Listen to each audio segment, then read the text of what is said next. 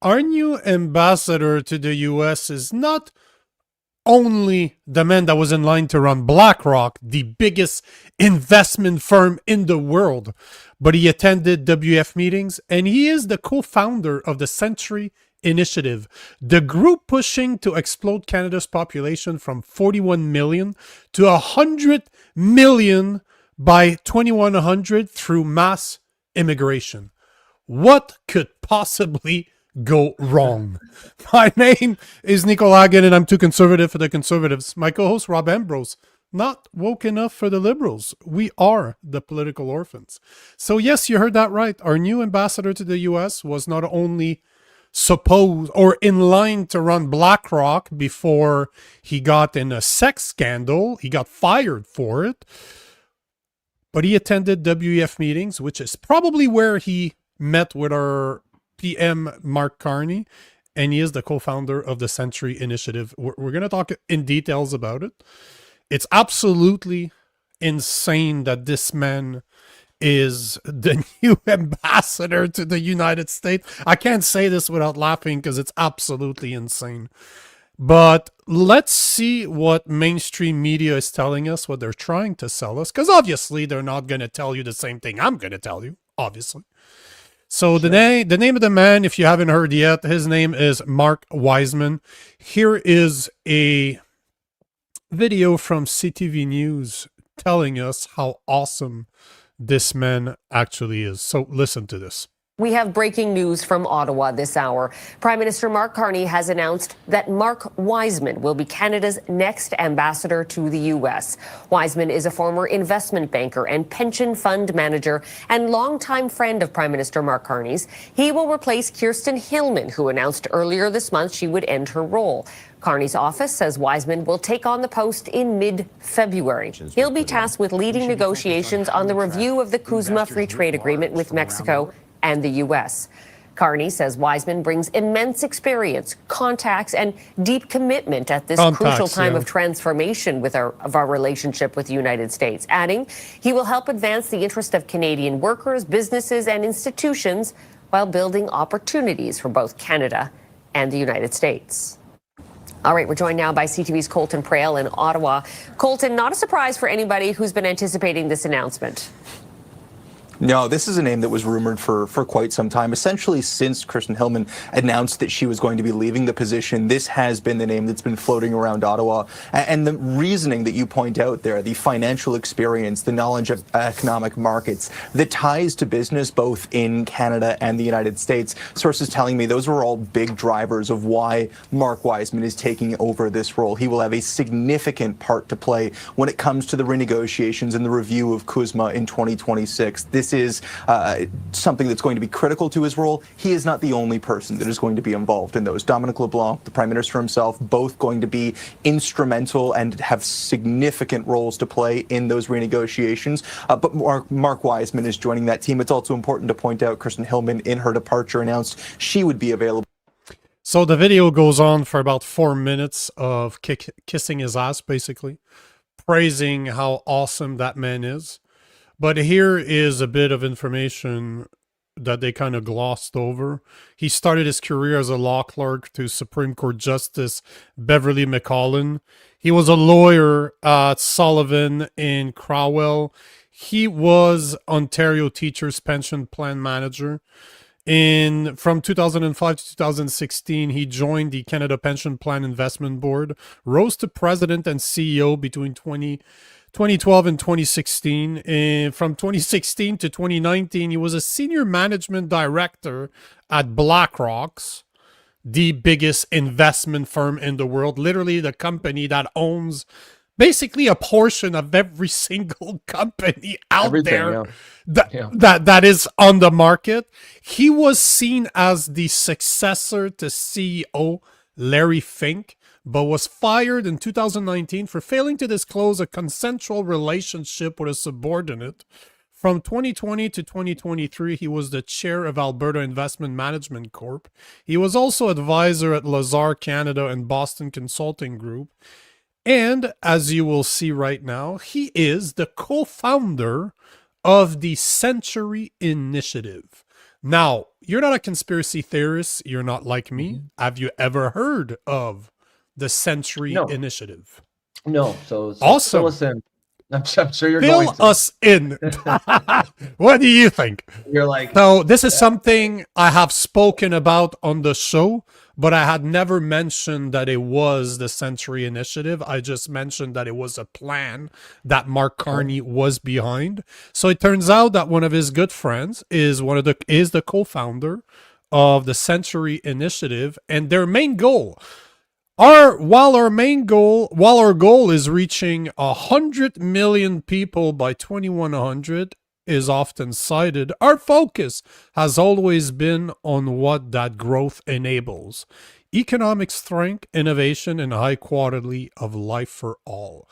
So if you've ever heard the conspiracy theory out there that there's a group in Canada that is well funded, that is very good friends with our leaders, like Prime Minister Mark Carney, that wants to augment our population from 41 million that it is right now to 100 million over the next 75 years through mass immigration, well, that is the man that's behind it. So our new U.S. ambassador, our new Canadian U.S. ambassador is...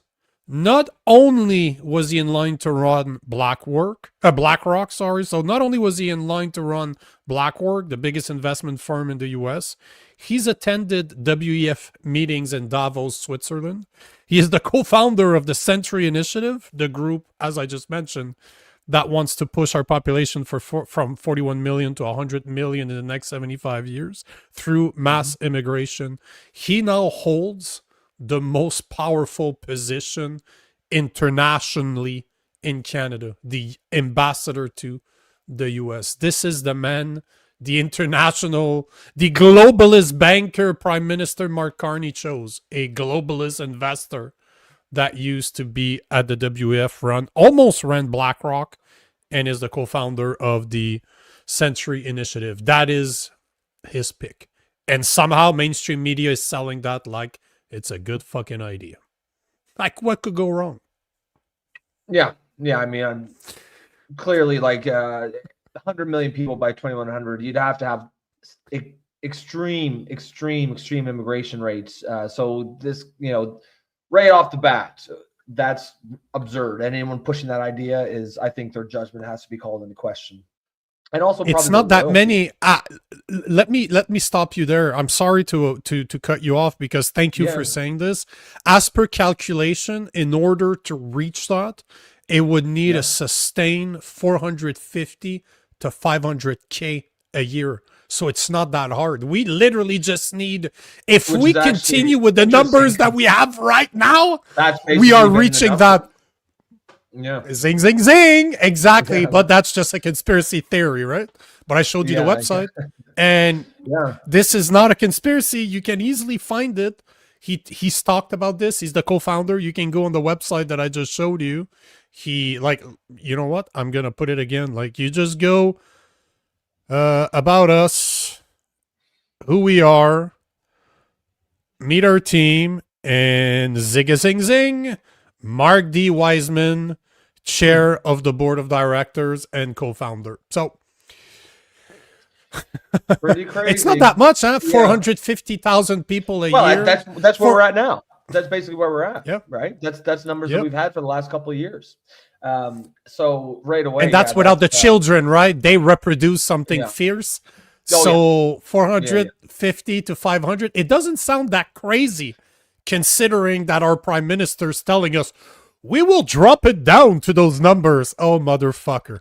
I often wonder when white people are the minority in Canada, are liberals going to champion minority rights then as well? Something tells me they won't. Something tells me they won't care about minorities at that time when it's white people that are the minority. But it's funny you say that, because it's very funny you say this, because I posted about this the other day. The reason I did that is because I saw a post I just saw a comment somebody made on Instagram at the end of a video. One of those guys that just walks around and talks to people. And he was asking people, he's like, who are the minorities in the world? Like, I'm paraphrasing, obviously, but it was along the lines of... They asked, like, what do you think the percentage of white people in the world is, right? 40, 50, yeah, 60%. 80%, 90. Yeah, people are all over the map. You know what the number is? Do you have an idea? I know because I saw the same thing, but I'll leave it for you. I didn't want to steal your... No, but he was wrong. That guy, as per what I could find, he was a bit wrong. I think it's like 8%, isn't it? It's more, from everything that I could find, it's between 10 to 12%. Okay. And the reason it's hard to find is, in most estimate, they consider Hispanic people white people. I'm like, hey, bro, like, no, an Hispanic dude is not white. I'm not Hispanic. Sorry. Yeah. Fucking they in most estimates are not white. But most estimates counted for I don't want to say brown people because that sounds racist as shit, but Hispanic and Middle Eastern. I'm like, no, I got friends from Israel. I got friends from Lebanon. I got friends from all over the Middle East. And guess what? They ain't white. They're not white. Sorry. They're not white. So they're looking at around 10 to 12% are the estimates that I could find. When I saw that, I was like, no, it can't be 8%. Come on. It can't be that low. I started looking, and it is 8 to 12%. It's along those lines. Yeah. The reason why it seems so low, and the reason why all those people in the videos are guessing at 50, 67%, because the media has us believing that white people are some like global oppressive force, and there's so many of us, and we need to. And it's crazy. We're like, white people are the global minority, and it's not even close. No.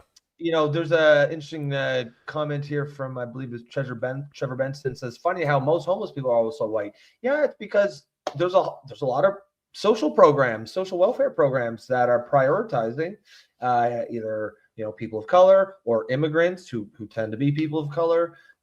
Basically everyone but native Canadians, not necessarily indigenous, but people who are, you know, white people who are, because of course they're well taken care of as well. So yeah, this idea that you know, white privilege and stuff, that shit needs to die a painful death, because it's just not true.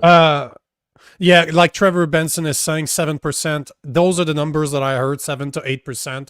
But I actually did hours of research. I found some studies out there that went continent per continent. And if you focus, I did the calculations myself. If I focus on European descent, so non-Hispanic, non-Muslim, like non-Middle Eastern, we're looking at about 10%. But the thing that is interesting, or I would say scary, is that in just over a century, 125 years, we went from roughly 25% of the world population to 10%.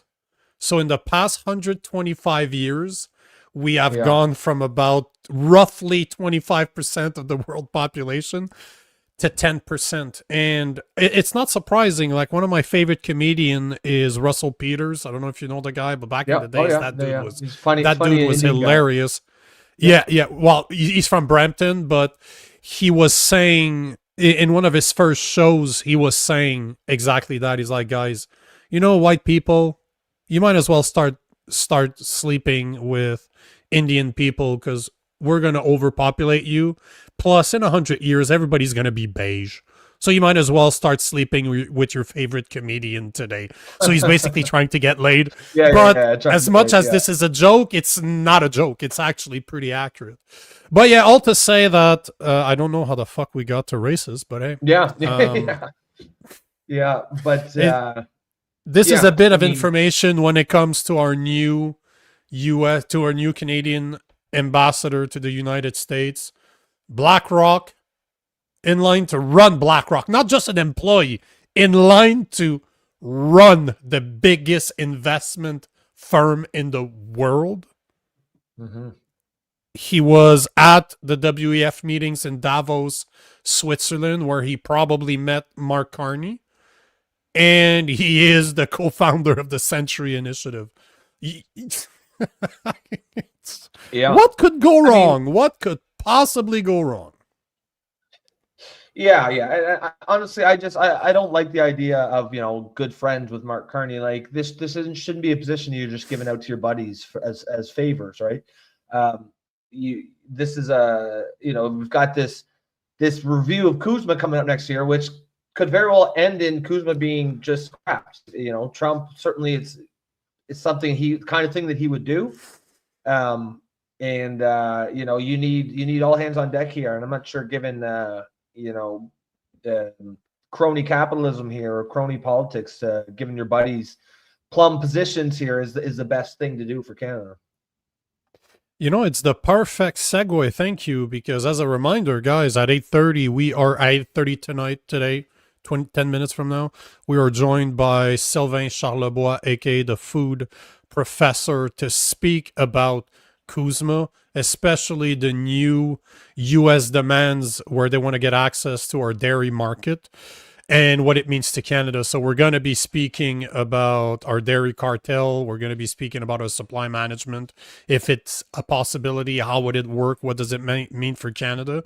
And also, tomorrow we are joined by National Post columnist and reporter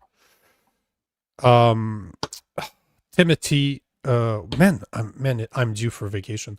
Timothy, what's his last name? God damn it, man, my memory sucks. Hold on. Wow, this name is going to be Schaefer? Yeah, Hopper. No. Hopper. Yes, Tristan, not Timothy. What the Tristan, hell am I right? It's Tristan, not we Timothy. Are, man, It's a hard day. It's a long day. Tristan Hopper. We are joined by columnists for the National Post, Tristan Hopper, and he's going to be speaking about his new article that came out today showing how our taxpayers' money is funding woke activism. Like, this is breaking news. He released that today. I noticed that it was him. I reached out, and he's going to join us tomorrow to speak about it. Absolutely insane.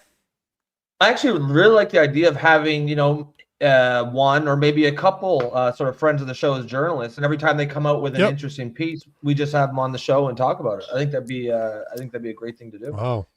Thanks for kind of stealing my thunder. Stealing the thunder, yeah. And that's exactly what I'm trying to. It's all my idea. All my idea. Exactly. You didn't even know he was showing up until right now. So I just heard about this 5 minutes ago. Yeah, so this is what's happening with Sylvain Charlebois. When we have something that's food related, he's showing up. I want to do that with journalists that have good articles like the one we're talking about now. Same thing with John Carpe from the Justice Center for Constitutional Freedom. Anytime we need somebody on the law side, we have him. We might have other lawyers, friends of the show too. There is somebody for Maid that I've been in discussions with, but man, she is all over. So like she was on all the podcasts. I think the only one she didn't do recently is like Joe Rogan. But we've agreed she wants to come on the show to speak, and I want to speak about Maid. Maid is really, really something big. I'm just trying to go get her name to see if when's the last time. I should probably reach out to her again, but I know you've seen her. Like, she is all over social media right now, and her main point is exactly that. Have you ever heard of Kelsey Sheeran? I'm sure if the name's familiar, isn't it? Let me Google her. Yeah, Kelsey. I'm gonna show. She is like the #1 voice for Maid right now. Yeah. And she is doing all the big podcasts in the US right now. She's agreed, like we follow each other. We've been following each other for a while. Yeah. She's done Who's Who. Like, for the people out there, here's her picture. You probably recognize her. She's ex-military, if I remember correctly. That's how I actually started following her. But I've been in the works with her for a little while to have her on the show to speak about Maid, because that's another one that'd be great. Yeah. Oh yeah. It's just she's so busy that we just need to make it happen. But that's in the works. So For the new people joining the show for the first time, understand that this is what we do. At least I spend a lot of time trying to get great guests to speak, especially specialists like we're having today. We literally, Sylvain Charlebois, if you guys don't know the food professor, he's been in federal committees to speak about food in Canada. He's one of the top experts in his field, and he's going to be here. We get access, we're lucky to have access to some of the biggest names in Canada. So if you have recommendation, if there's people you think we should have on, let me know. I will do my best to get in touch with. But like today, it was because of Wilf. It's because Wilf wanted to know more about what's happening with the U.S., the dairy cartel. So I reached out to Sylvain, to the food professor, and yes, Wilf, that's exactly her. Kelsey Sheeran is who I'm working with. Well, okay, people know exactly who she is. Yep. So that's definitely who I'm trying to get right now. Oh, she does not mince her words. One that I would love to have that I do not have access to, that I'm always trying to reach out to, is Sam Cooper. He's a journalist that specializes in the China relationship with Canada and how much we've been infiltrated. So I definitely he's from BC. I've definitely I believe so. He's just him. He's awesome. He's good too. He's really good. Yeah. Firecracker, lab-grown meat. So the food professor, Sylvain Charlebois, is the one that broke the story. We all heard about the lab-grown meat because he broke the story saying, Health Canada is trying to do this. Maybe you guys should be aware of this. So, no, he's great. We've had him multiple times on the show. I'm a fan. I just agree or disagree with him. I just like the guy. Yeah, he's here to talk about the supply, the dairy supply, but the lab grown meat that might come up here or there. Yeah, he's definitely an expert on it. So I don't know who Frank Vaughn is. I have no idea who that guy is. So no, I do not know. Before Sylvain shows up, let me remind you of the sponsor of the Political Orphans, Gabble, the world's first live video debate app on the market. You can choose to sit back and watch others debate, or if you have the balls, you can join and debate other people just like you. All you need is a cell phone. There's 10 subjects a day, 3-minute rounds. You pick a side and you debate people. People vote for the winner, and if there's a tie, it's broke. AI chooses the winner.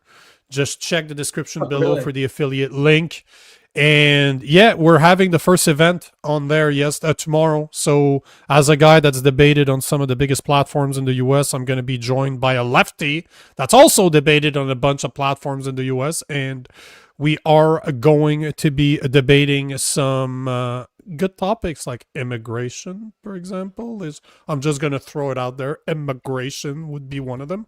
But it's a North American thing. Like, he's from the US, I'm from Canada, but the problems are pretty much the same.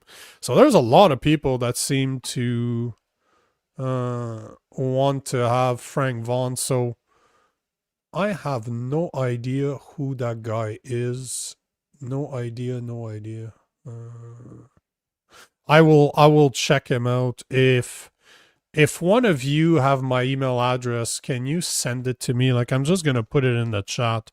If you want to just send me a reminder, because I run 2 different laptops, one where I just record on and my working laptop. So my email address, I just dump my email address in the chat.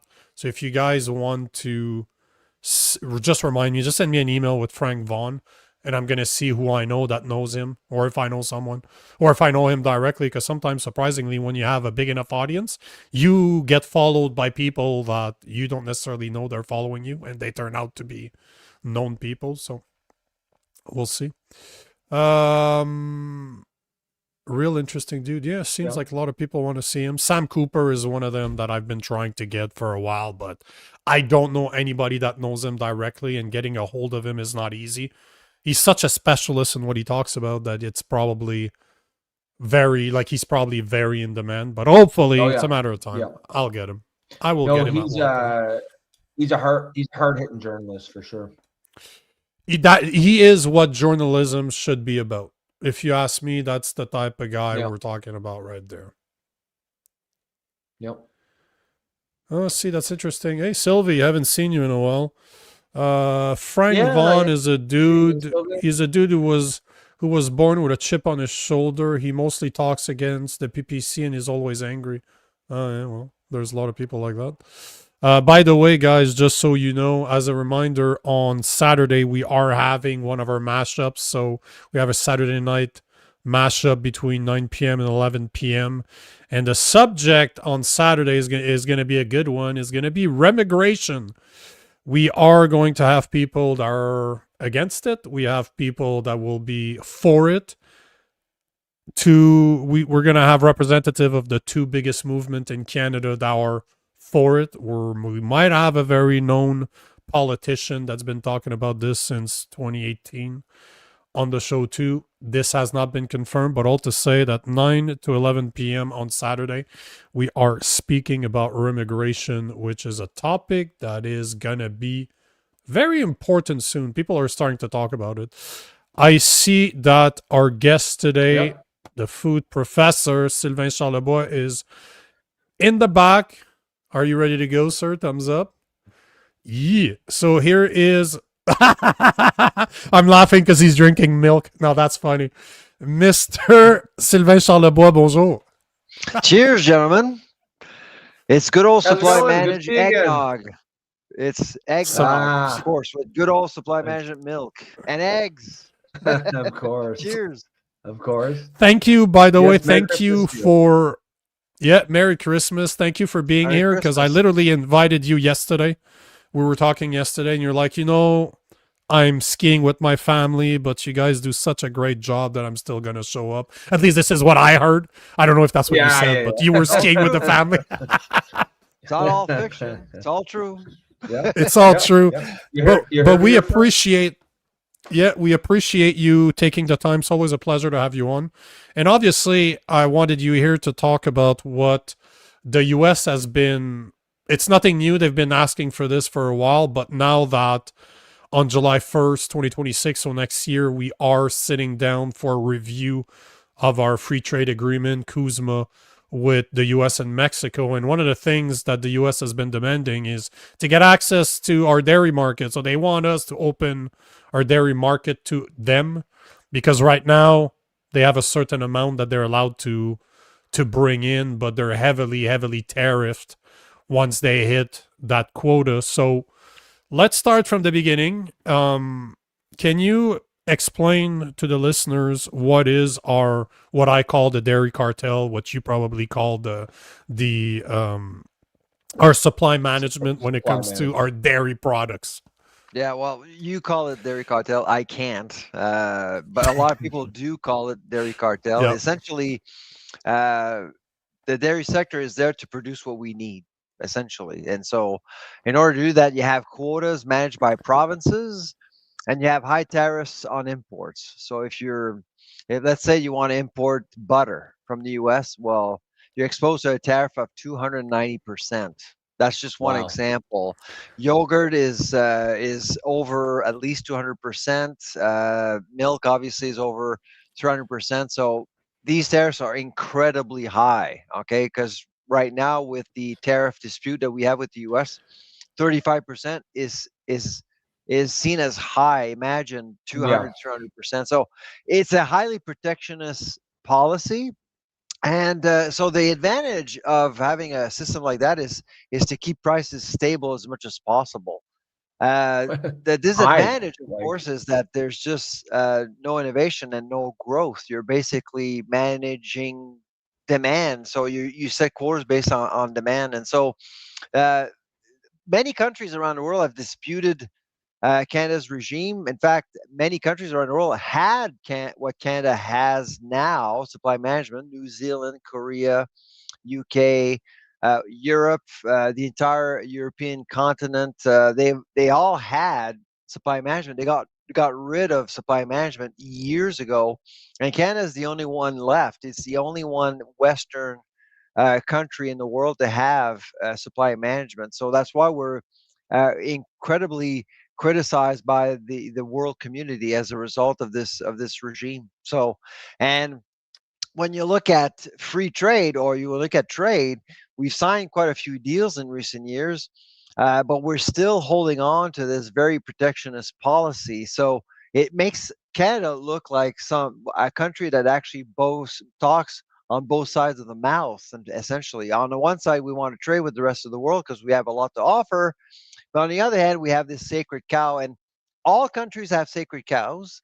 But this one is getting harder and harder to justify just because of the costs to taxpayers in Canada, and of course Trump. I mean, Donald Trump is the first leader in the world to openly criticize supply management in Canada. So you got to give that to him. Yeah, no, for sure. I wanted to ask you,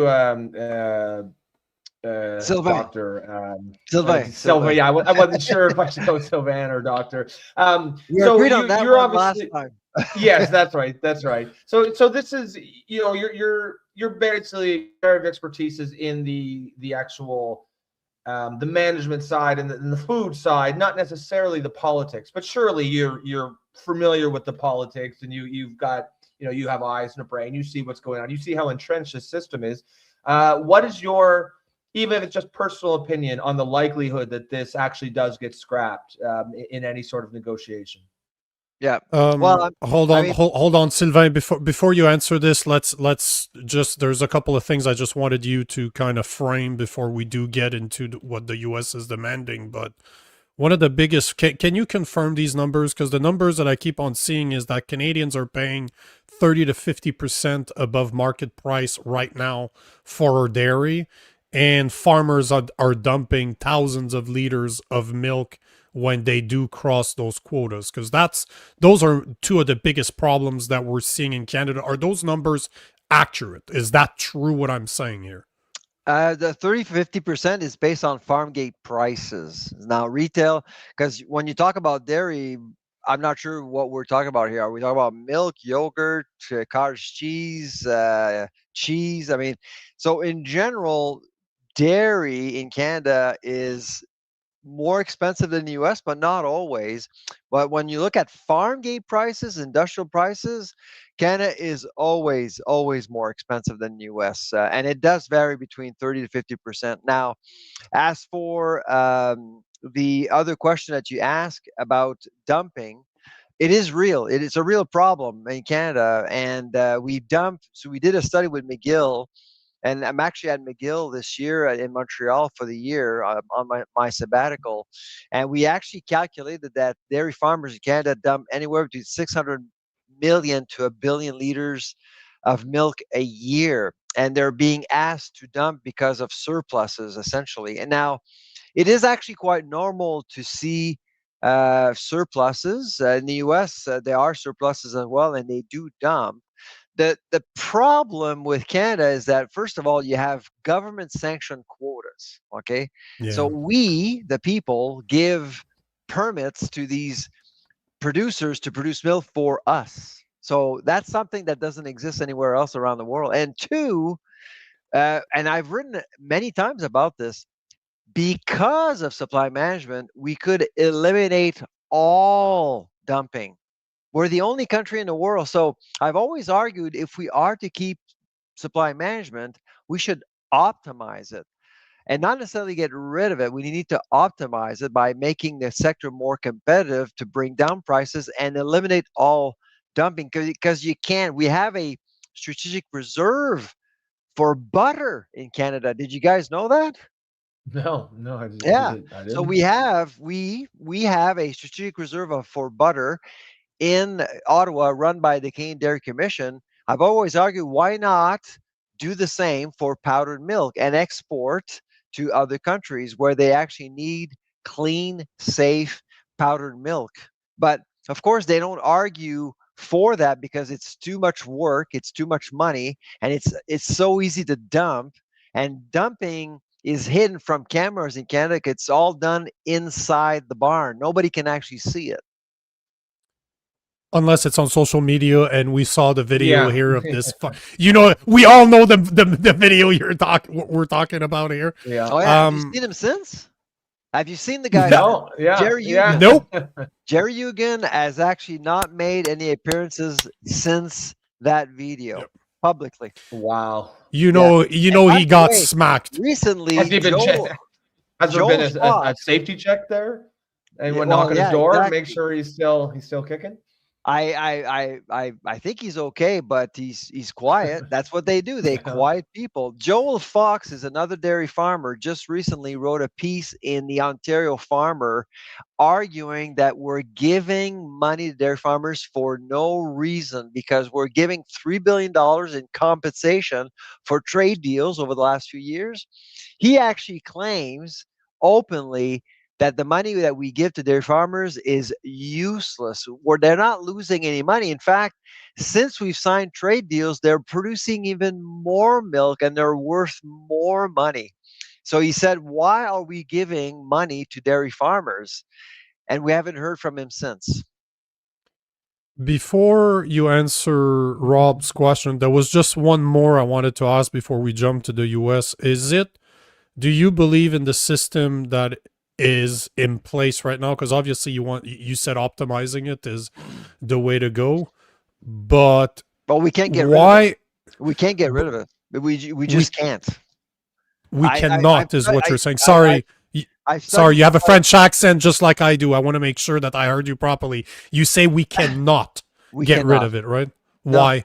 People who say we should get rid of it, that financially? No, I mean, well, politically and economically, I would say both. Politically, is a worse scenario because you have Quebec, and that's why when we talk about interprovincial trade barriers, I always laugh because if you really want to deal with interprovincial trade barriers, you have to talk about supply management because quotas are managed by provinces, and Quebec would never let go of the system. I've had many politicians ask me this one simple question about supply management.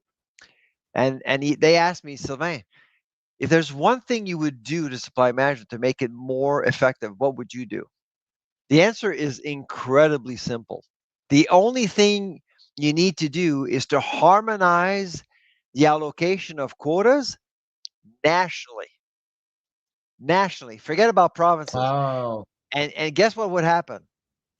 So money would reward efficiency and competitiveness.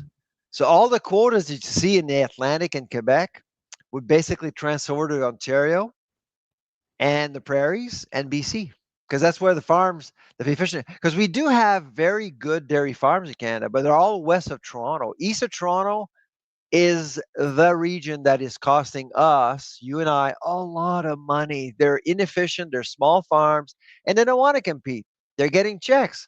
Why would they compete? They're not incentivized to actually compete. But if you go west of Toronto, like for example, in Woodstock, Ontario, in Manitoba, Saskatchewan, all these guys want to compete. They know what's going on. They see the writing is on the wall, and they do want some changes. It's always Quebec's fault, eh? It's always Quebec's fault. And they say that, but the reason why it's Quebec is because they have half the farms. Okay, half of dairy farms in Canada are in Quebec, but they don't produce more milk than Ontario. That tells you something. Ontario makes slightly more milk than Quebec, even though Quebec has half the dairy farms in Canada. Can you imagine, guys? I know you're not economists, but just think of the ratio. I mean, those farms in Quebec are incredibly expensive to run. Like, they're not effective at all. They have cows still attached to stalls still today in 2025.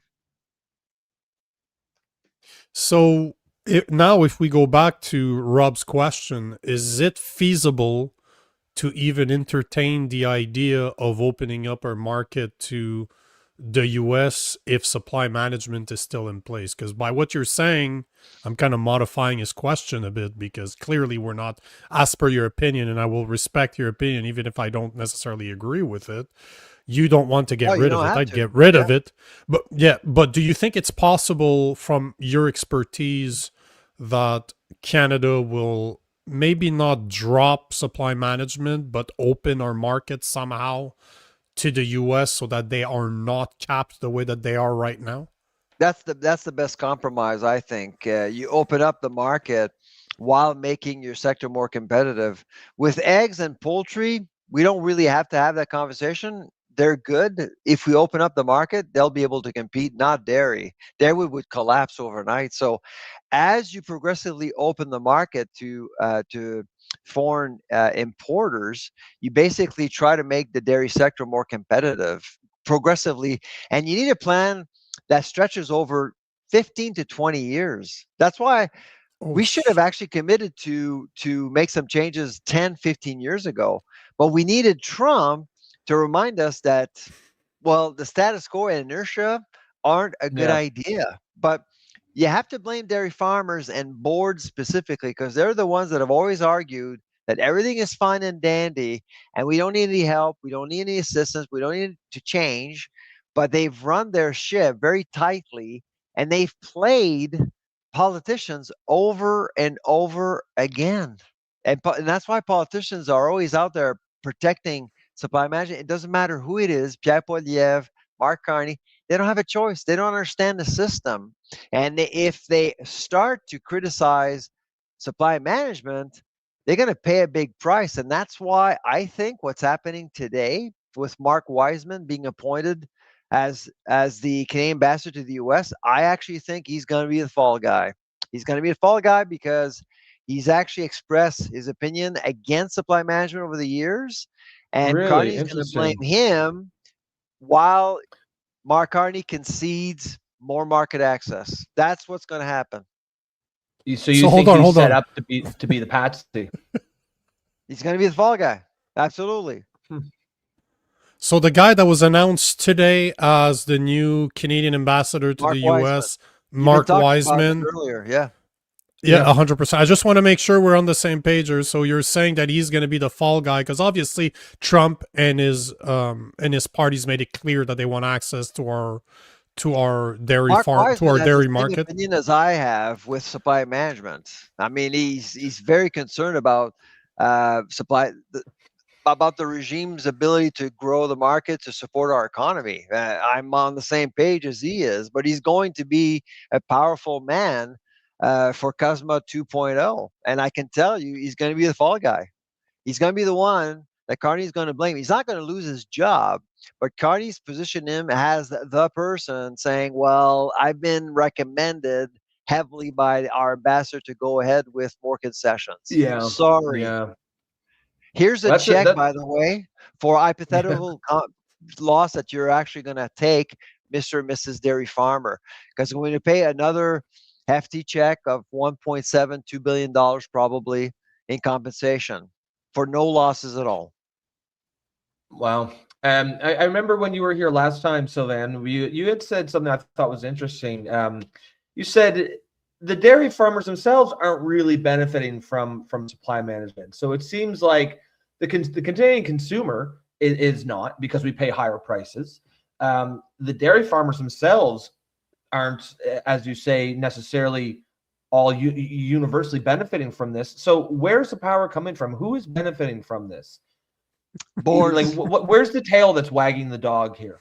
Well, so yeah, we have to be careful here. So you have what I said last time, I think, was that dairy farmers are victims in all this. Okay, so they get fed information from boards. Boards are the political beast here. Boards are the one telling you and I that everything's fine. But when you start talking to farmers, many of them are disgruntled. They know that Dairy Canada can do much better. I mean, we have tremendous potential. If you go around the world, people want our dairy. In 5 years from now, not in 10 years, not in 20 years, in 5 years from now, the world will be short 5 times our national production of milk, 5 times Canada's national production of milk. Can you imagine the opportunities here for Canada? But supply management is holding us back. It's holding many dairy farmers who want to compete back. And they're very disgruntled, but they can't say a word. They can't really go out and express their opinion because they'll be squashed. Just like Jerry in Ontario when he actually filmed himself dumping 30,000 liters of milk. So yeah, It sounds to me like literally a mafia that's taken over. That if you step out of line, you're going to be reprimanded, The and boards, yeah. and it's extremely So in powerful Ontario, it because would be the Dairy Farmers of Ontario. In Quebec, it yeah, would be the UPA and la Fédération des producteurs de lait du Québec.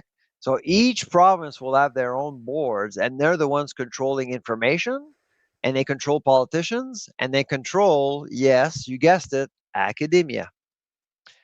Why do you think I'm the only guy in the country criticizing supply management? Because I'm free, I'm independent. Most academics who understand supply management can't speak up. They can't. Do you think they They'll would lose agree their with you though? job. Would most of them would criticize if they could? Oh, I've seen them, yeah, absolutely, many times. But the younger scholars starting their careers, they were never able to find a job at a university just because they expressed their opinions against supply management. And so the Dairy Farmers of Canada would block any hiring. They are incredibly well connected. Most Canadians have no idea. I've always believed that the Dairy Farmers of Canada are likely the most effective and powerful lobby group we have in Canada. Yeah, let me and I've ask you a compared it with question.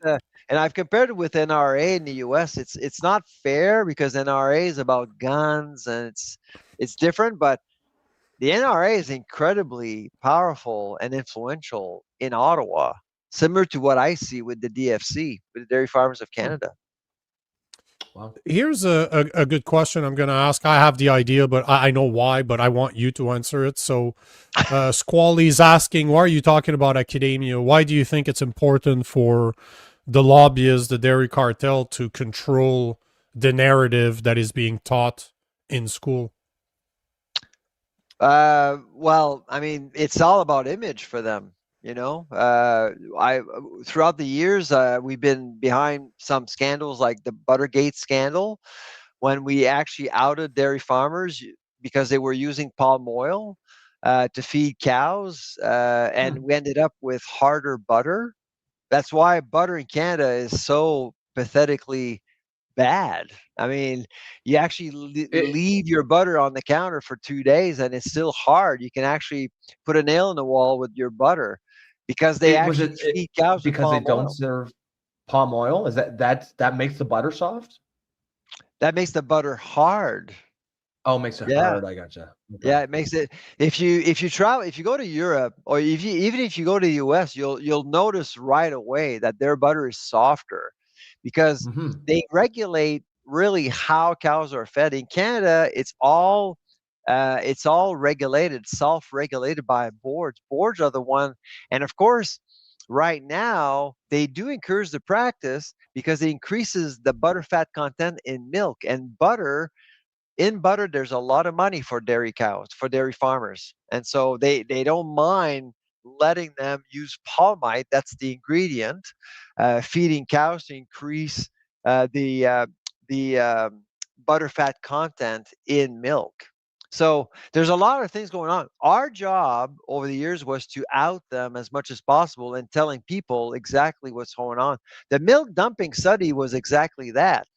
So we actually come out with a number because they don't disclose anything. They don't have to. That's the thing. They don't have to say anything. They just say good things. The blue cow, we're great, we're awesome, high quality products. But when we came out with the study of 1 billion liters wasted every year in Canada, they went to the media and said, Charlebois is wrong. That number is wrong. So the media said, okay, what's your number? Well, said, well, we can't tell you. It's confidential. It's 900 million, 999 Come on. million. It's not a billion. It's not a Like billion. seriously, could you be a little bit more Yeah. transparent? Because we're all paying for that milk. We're all paying for that milk with government sanctioned quotas. It's very different than the US. So I think they owe us some transparency, but they never wanted to because it's bad for their image. So, No, considering that it is a demand that the US is making, that we have the review of Kuzma coming in on July 1st, 2026, and we have a fall guy already that's been announced today.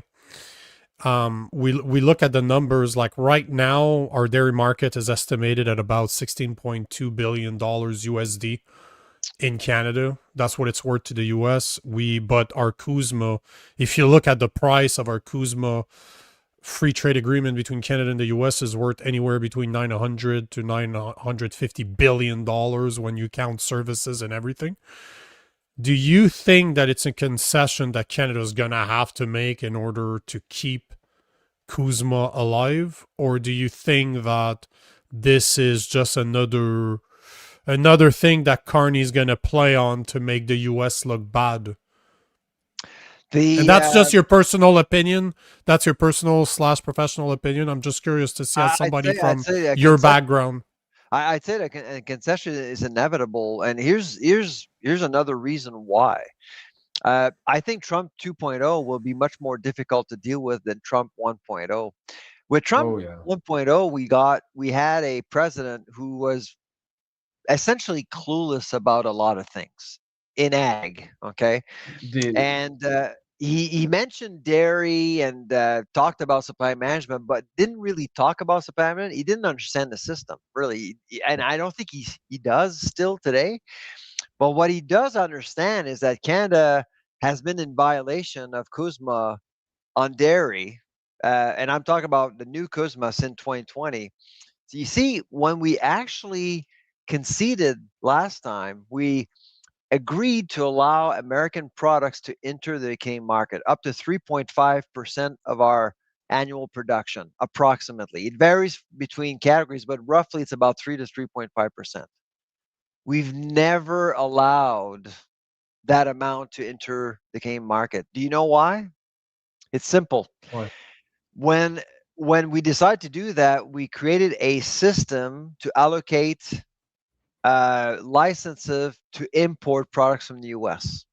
Okay, so we gave licenses to different companies, allowing them to import products from the US. We gave these licenses to companies that had no intention to import anything at all to raise competition, like Loblaw, Saputo, Lactalis. They already have their dairy products. Why would they want to buy more products from the US and bring more competition and force them to bring down prices? Trump knows that Canada is dishonest when it comes to concessions. So he's coming in this time around being, I'm sorry to say, incredibly pissed at Canada when it comes to dairy. So that's why a concession would be a win for us, would be a win for Canada, for the dairy sector. I'm expecting way worse. And that's why Mark Wiseman is going to be the fall guy to something much worse than just conceding more market access. There's something else that's going to happen. And my guess, he may be after, more than what he wanted. He may go after eggs, may go after poultry. Who knows? The baby formula issue is another one that's coming up, because we've been protecting the Canadian market a little bit. So there's lots that Trump can do to really disrupt the dairy sector in Canada beyond just more market access. What do you think that is? If you could say it, what do you think he's going to actually ask for? I wouldn't be surprised, for example, that he would ask Canada to allow American companies to invest in Canada and build plants right here. That would be one thing, dairy probably. Yeah. Wow. And allow these plants to get milk from the US, not from Canada. Yeah, I think when you, at least as a layperson on the outside, to me, it would seem almost unthinkable, or just a massive blunder for Carney to allow, an issue like the supply management, which, as Nico said, is what, 16 billion, or relatively small, to derail all of CUSMA. But Trump's just, vindictive enough to allow that. So he's not after. So to be clear, to be honest, I don't think Americans care about the Canadian market when it comes to dairy. We're small, and frankly, most Canadians, let's be honest here, most Canadians wouldn't buy American dairy products anyway. And Trump knows that. He's going after dairy because he knows it's a politically charged issue right here. And he gets the attention he needs to move other issues. That's really what's going on here. I don't believe that, man. It's just so the Wisconsin people, yes, they're very vocal. They want to access, but I think it's just noise. It's just noise to allow Trump to really get what he wants. Plus, as you said, we are not respecting the agreement. So not only is this We're being is it dishonest. politically, And New Zealand, by the way, actually sued He's us. going to take and that won. personally. Yeah. New Zealand actually accused us of doing the same thing with the Americans, and they actually won. So we had to concede. Really? Yeah, just recently, about 6 months ago. Wow. But media doesn't talk about these things because it actually makes dairy farmers look bad. And do you know why media doesn't want to make dairy farmers look bad? Because they actually spend about $150 to $200 million in advertising every single year to media, right? The blue cow. So it's about $9 to $10 per Canadian that is spent in marketing in Canada. That's a lot of power. And that's why image is everything to them.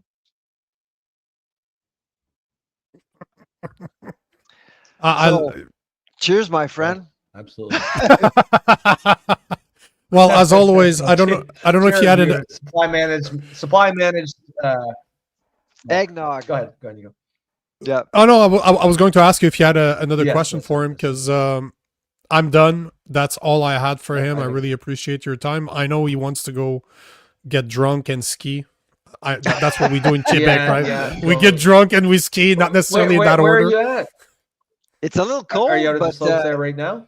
yeah, I'm in Saint-Sauveur, Quebec. It's just north of Montreal. So I don't know. Yeah. It's about Oh, an hour nice. north. It's just beautiful here, and but it's been cold today. It was minus 20, minus 25 with the wind chill this morning, and but tomorrow should be better, and Christmas Eve as well. So we're with the kids here, and we're having a great time. And I hope you are having a great time too. You need some time off, guys. Yeah, I know. We're Time just off. workaholics What over the hell here. you? What are you And, talking about? as- Time off. As Trevor Benson says, so many rabbit holes, so little time. So we went to a few tonight here with you, Sylvain, and that was excellent.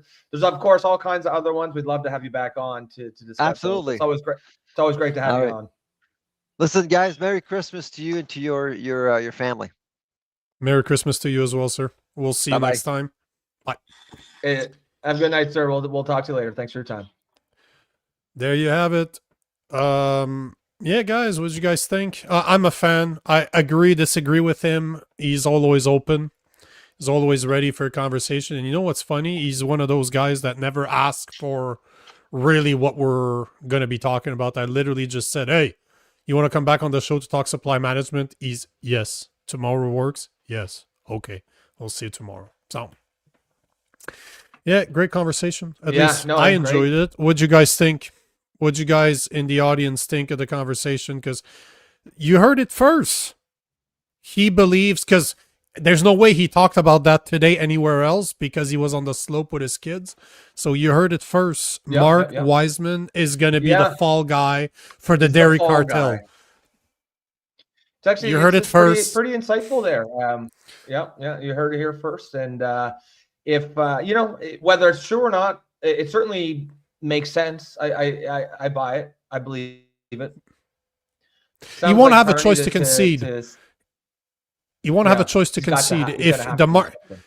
$16.2 billion compared to $900 billion plus, as Sylvain was saying, we are not respecting Kuzma when it comes to our dairy market. So we're at Yeah. fault no matter what. And we all know Trump's not going to let that go. And he's probably right. That's $16.2 billion. He takes it personally. He doesn't give a fuck about the $16.2 billion when Yeah. the free trade agreement is worth $900 billion. He don't care. So Yep. what is he going after? And he's right. That's the part I'm very curious to see. What will be his demands? Because there's no way to know. That dude is so all over the place. There is no way to know what he actually wants. But on that note, guys, I want to thank Will for the tip, $2.79, always appreciated. Yep. Thank you, And sir. as always, Stu, thank you for the tip. Dairy is just an attention grabber, like Sylvain said, for other issues. Trump is much smarter than Canadians politicians will admit, and I couldn't agree with you Yeah, it's more. good comments. Underestimating Trump is not a good idea because, as Sylvain said, he's the only president in the world to have the balls to show up and say, "Fuck your your dairy cartel. Fuck the way your supply management work. I don't like it, and I want to have access to it." So, yeah, Yep. he's definitely somebody, like we said from the get go. He moves the needle. Nothing stays the same. Love him, hate him. Nothing stays the same under Trump, and Kuzma's not going to be any different. I agree with that 100%. Looks like just some of the comments here. It looks like pretty much everyone really enjoyed the interview. Everyone seems to really like Sylvain, which is, it's great to have him as a friend of the show because, we're both right there with you guys. He's just a cool guy, just likes a chill guy. He's good conversationalist, but also actually has good information. Right? He's got some inside dope there, and hopefully, it looks like you guys enjoyed that as much as we did. And don't forget, he's the one that broke the story for the not the lab grown meat, but the clone meats that Health Canada was trying to pass as regular meat, like not tell us, not identify it as being clone meats. He's the one that broke the story. So this is what I find very interesting because he is liberal. Like he's more liberal than he is a conservative in his political views, I'm pretty sure. But he will say what he believes no matter what it means politically, because if you were paying attention, he's like, it doesn't matter. The lobby for the milk industry lobby in Canada, it doesn't matter that you're conservative or you're liberal, you have to kiss the ring. Everybody kisses the ring in Canada when it comes to politicians, when it comes to mainstream media. You don't have a choice. I'm not saying you don't have a choice, but they're too powerful and they probably give a shit ton of money to all their campaigns to make sure that they continue doing what they're doing. Yeah. Just want to take this conversation. Dasso's. Yeah, it was. He says, I still want to hear his reason for claiming the Liberal government with Carney is refreshing. So he did say that the last time he was here. But I think, and there was he took a lot of criticism from here, certainly from our audience. I think people are, here we talk about politics and people here are pretty much political minded and we see it through that lens. But I think he's not really that guy. He's not an overtly political guy. I'm sure he has his politics, but that's not his thing. I took that to mean, that comment, when he said it's refreshing, I think he meant the adults are in the room and he's not talking about their politics per se. I think it's just the person that, like, Carney is not an idiot, right? And he has stock, like, we can disagree with his politics, but I think he has, for the most part, stocked his government, not the political appointees, but the people running it, with adults. Whether you agree with them or not is a completely different thing, but people from the finance world, people who are used to being, having not just stooges, not just ideologues, and that's what I think he meant. People who can at least, who feel like he's talking to another adult and not a political, brainwashed liberal type. I think he meant it separate from the politics and the policies and all of that. I don't know. I have no idea whether he agrees with that or not. But I think he just meant the people he's dealing with seem to be at least, adults and able to interact with him in a way that he seems to believe government officials should interact. I think there's a bit more to it too, as in, if you love or hate Carney, and I cannot dislike this man more than I do right now, but he's moving the needle. Nothing is staying the same under Carney. Yeah. Like, if you look, he is fucking. That's part of it. I'm guessing. I'm just guessing. If I saw the comment, I would have asked him at the end before we let him go, because I don't think he's scared to answer that question at all. I don't think it worries him. But that probably was part of the answer to that. Yeah. He's moving the needle. He's going woker and woker and woker. He's going in the wrong direction, but it is not staying the same. It's not staying put.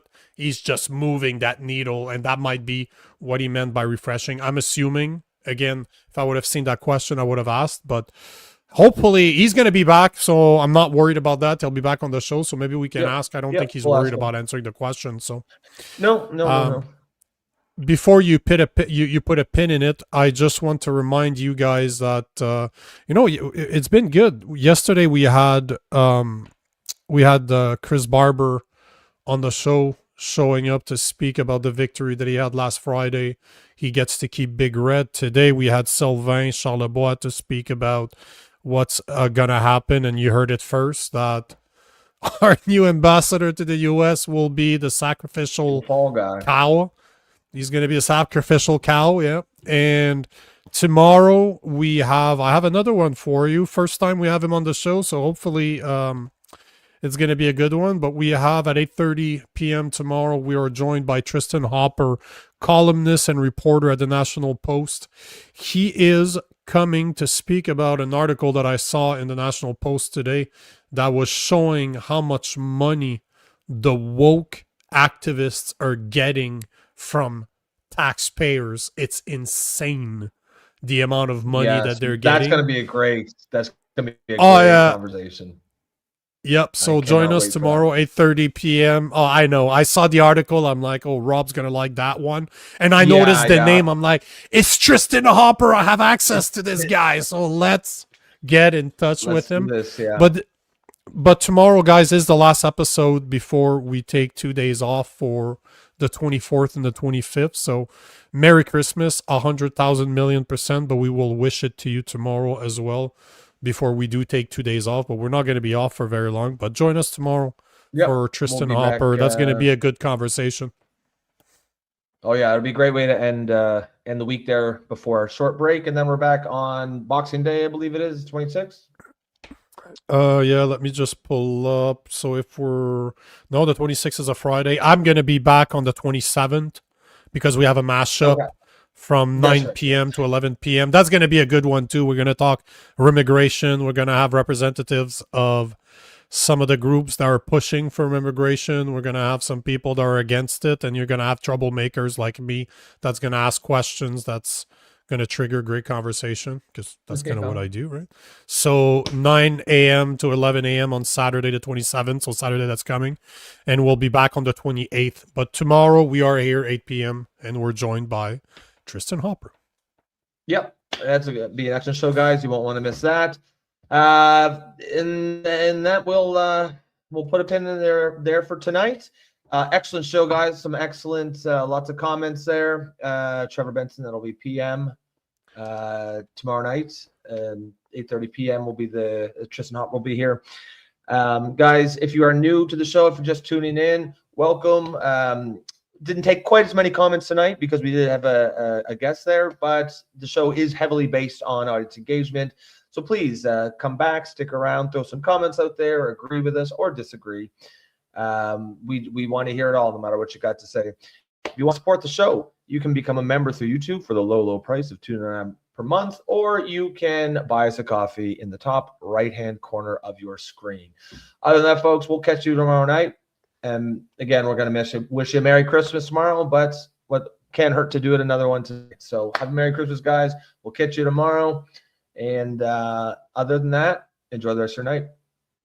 Peace.